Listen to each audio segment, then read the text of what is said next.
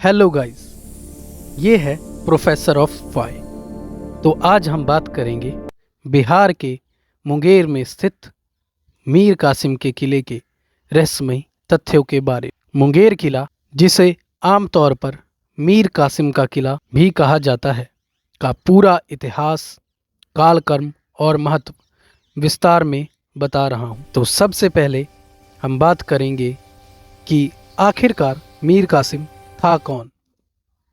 मीर कासिम, जिसका पूरा नाम मीर मोहम्मद कासिम अली खान था, वे 1760 से 1763 तक बंगाल के नवाब थे। उन्हें ब्रिटिश ईस्ट इंडिया कंपनी के समर्थन से नवाब बनाया गया था। उन्होंने अपने ससुर मीर जाफिर की जगह ली थी, जिन्हें अंग्रेज़ों के लिए पलासी की लड़ाई जीतने में उनकी भूमिका के बाद ईस्ट इंडिया कंपनी द्वारा पहले समर्थन दिया गया था। हालांकि मीर जाफर अंततः ईस्ट इंडिया कंपनी के साथ विवादों में पड़ गए और उन्होंने डच ईस्ट इंडिया कंपनी के साथ गठबंधन बनाने का प्रयास किया। अंग्रेज़ों ने अंततः चिनसुरा में डचों को हरा दिया और मीर जाफर को उखाड़ फेंका। उनकी जगह मीर कासिम को नियुक्त किया गया। बाद में मीर कासिम का भी अंग्रेज़ों से झगड़ा हो गया और उन्होंने बक्सर में उनके खिलाफ लड़ाई लड़ी। उनकी हार को उत्तर और पूर्वी भारत के बड़े हिस्से में अंग्रेज़ों के प्रमुख शक्ति बनने का एक प्रमुख कारण माना जाता है। तो गाइस, आगे हम बात करेंगे मीर कासिम के प्रारंभिक जीवन और उसके परिवार के बारे में। मीर सैयद कासिम मीर मोहम्मद रजी खान के पुत्र थे और अली अल रिधा के वंशज होने का दावा करते थे। उनके दादा सैयद हुसैन रिधवी औरंगजेब के शासनकाल में मुगल साम्राज्य में प्रवेश कर गए थे, जिन्होंने उनका विवाह मीर हादी शेख सुलेमान फजाइल की पुत्री से कर दिया था। रिधवी को इम्तियाज खान की उपाधि दी गई और उन्हें वकिया नवीस अर्थात गृह मंत्री और बाद में बिहार का दीवान बनाया गया। कासिम के दादा ने खालिस उपनाम से फारसी कविताएं भी लिखी और एक लंबा दीवान उन्हीं से संबंधित माना जाता है। कासिम का विवाह मीर जाफर और शाह खानम की बेटी और बंगाल के नवाब अली वर्दी खान की पोती फातिमा बेगम से हुआ था। बंगाल के नवाब बनने से पहले उन्होंने लगभग 2 दशकों तक रंगपुर के फौजदार के रूप में कार्य किया। दोस्तों, अब हम बात करेंगे मीर कासिम की जिंदगी की, कि आखिरकार वो अपनी जिंदगी जीता कैसे था। सिंहासन पर आसीन होने मैं सिंहासन पर बैठने के बाद आसीन मीर होता कासिम हूँ। ने ईस्ट इंडिया कंपनी को ईस्ट भव्य इंडिया कंपनी उपहारों ये से भव्य नवाजा। हमारी मित्रता को उन्होंने और गहरा करेगा। कंपनी को वर्धमान, मिदनापुर और चटगांव जिलों का राजस्व एकत्रित अर्थात इकट्ठा करने का अधिकार भी प्रदान किया। हालांकि कासिम का कंपनी के साथ व्यापारिक मुद्दों पर विवाद शुरू हो गया, क्योंकि कंपनी ने उनके माल पर आयात और निर्यात शुल्क लगाने के कासिम के प्रयास का विरोध किया।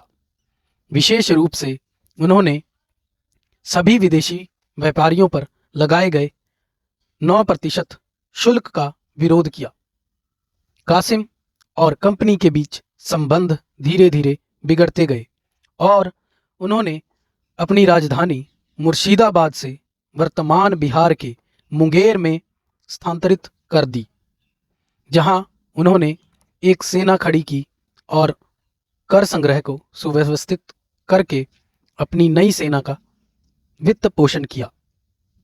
कासिम ने ईस्ट इंडिया कंपनी के इस रुख का पुरजोर विरोध किया कि उनके मुगल लाइसेंस अर्थात दस्तक का मतलब यह था कि वे बिना कर चुकाए व्यापार कर सकते थे। अन्य स्थानीय व्यापारियों को, जिनके पास दस्तक थी, अपनी आय का 40% तक कर के रूप में देना पड़ता था। अंग्रेजों द्वारा इन करों का भुगतान करने से इनकार करने पर निराश होकर मीर कासिम ने स्थानीय व्यापारियों पर भी कर समाप्त कर दिए। इससे यूरोपीय व्यापारियों को अब तक प्राप्त लाभ समाप्त हो गया और शत्रुता बढ़ गई। मीर कासिम ने 1763 में पटना में कंपनी के कार्यालयों पर आक्रमण किया और रेजिडेंट सहित 45 यूरोपीय लोगों का नरसंहार किया। मीर कासिम ने अंग्रेजों के खिलाफ अवध के सूजा उदौला और तत्कालीन मुगल सम्राट शाह आलम द्वितीय के साथ गठबंधन किया। हालांकि 1764 में बक्सर के युद्ध में उनकी संयुक्त सेना हार गई। कासिम ने नेपाल के प्रथम राजा महाराजा धीराज पृथ्वी नारायण शाह के शासनकाल के दौरान 1763 में हिंदू राज्य नेपाल पर भी संक्षिप्त आक्रमण किया। मकवानपुर के राजा विक्रमसेन को बंधक बनाए जाने के बाद कासिम से शाह के विरुद्ध हस्तक्षेप करने का अनुरोध किया गया था। कासिम ने अपने सेनापति गुरगीन खान की कमान में एक सैन्य टुकड़ी को नेपाल पर आक्रमण करने के लिए भेजा। गुरगीन शाह की सेना से शीघ्र ही पराजित हो गया और पीछे हट गया। अपने से पहले के सिराजुद्दौला के विपरीत मीर कासिम एक कुशल और लोकप्रिय शासक थे। बक्सर में उनकी पराजय ने ईस्ट इंडिया कंपनी को बंगाल प्रांत में एक शक्तिशाली शक्ति के रूप में स्थापित किया, जो पलासी 7 वर्ष पूर्व और बेदरा 5 वर्ष पूर्व की तुलना में कहीं अधिक वास्तविक थी। 1793 तक ईस्ट इंडिया कंपनी ने निजामत अर्थात मुगल प्रभुत्व को समाप्त कर दिया और पूर्व मुगल प्रांत पर पूर्ण नियंत्रण प्राप्त कर लिया। तो दोस्तों, आगे हम बात करेंगे किले के आधार के बारे में कि आखिरकार इसकी शुरुआत कैसे हुई, कैसे यह अस्तित्व में आया। किले का आधार, मुंगेर फोर्ट की शुरुआत। मुंगेर किला गंगा नदी के दक्षिणी तट पर एक चट्टानी टीले अर्थात रॉकी हिल लॉक पर बना हुआ है। ऐतिहासिक प्रमाणों के अनुसार किले का निर्माण संभवतः उस समय हुआ जब भारत में मुस्लिम शासक स्लेव डायनेस्टी अर्थात गुलाम वंश आदि का शासन था, जिसे अक्सर मामलुक वंश भी कहते हैं। दिल्ली सल्तनत का पहला राजवंश था जिसने 1206 से 1290 ईस्वी तक शासन किया। इसकी स्थापना मोहम्मद गौरी के गुलाम कुतुबुद्दीन ऐबक ने की थी और यह वंश कुतुबुद्दीन ऐबक, इल्तुतमिश और बलबन जैसे महत्वपूर्ण शासकों के लिए जाना जाता है। हालांकि मुंगेर ऐतिहासिक रूप से बहुत पुराना शहर रहा है। प्राचीन काल में यह किसी हिंदू राज्य जैसे अंगवर्चस्व वाले राज्य, बाद में पाला राज्य आदि का हिस्सा था। मुस्लिम आक्रमणों के बाद खिलजी, बाद में दिल्ली व अन्य शासकों के समय मुंगेर और किले का नियंत्रण अनेक बार बदलता रहा। तो दोस्तों, आगे हम बात करेंगे मीर कासिम के युग के बारे में और उसके किले के ऐतिहासिक महत्व के बारे में।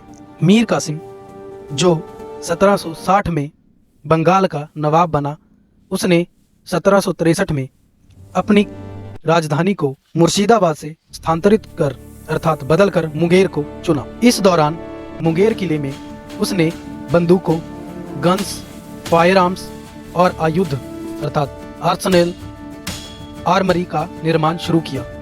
आज भी मुंगेर में बंदूक निर्माण की पारंपरिक पुरानी कारीगरी उसी दौर से चली आ रही है। मीर कासिम ने मुंगेर को एक मजबूत सामरिक और प्रशासनिक केंद्र बनाया ताकि ब्रिटिश ईस्ट इंडिया कंपनी से होने वाले खतरे और उनके दबाव से मुंगेर दूर रह सके। तो आगे हम बात करेंगे कि मीर कासिम के किले की बनावट के बारे में कि आखिरकार किला बाहर और अंदर से दिखता कैसा था। मीर कासिम ने अंग्रेजों से अपनी रक्षा के लिए मुंगेर में एक मजबूत किला बनवाया था, जिसकी बाहरी बनावट में 30 फीट चौड़ी दीवारें और चारों ओर 30 फीट गहरी खाई थी, जो शहर को 3 ओर से घेरती थी और एक तरफ गंगा नदी थी, जिससे यह सुरक्षित हो गया। किले के अंदर कई सरकारी दफ्तर और एक महत्वपूर्ण गुफा, जिसे मीर कासिम की गुफा भी कहते हैं, जो शायद आपातकालीन या गुप्त उपयोग के लिए थी, और यह किला उसके सैन्य और प्रशासनिक केंद्र के रूप में काम करता था। तो दोस्तों, अब हम बात करेंगे किले की बाहरी बनावट अर्थात एक्सटर्नल स्ट्रक्चर के बारे में, जिसमें सबसे पहला यह कि इसकी दीवारें बहुत मजबूत थी। मजबूत दीवारें, स्ट्रॉन्ग वॉल्स। किले की दीवारें बेहद चौड़ी, लगभग 30 फीट चौड़ी और ऊंची थी। किले की जो बाहरी दीवारें थी वह भी बहुत मजबूत थी, जो उन्हें बाहरी हमलों से बचाती थी। खाई, मौत। किले के चारों ओर एक गहरी खाई खोदी गई थी, जिसमें दुश्मनों का किले तक पहुंचना मुश्किल हो जाता था,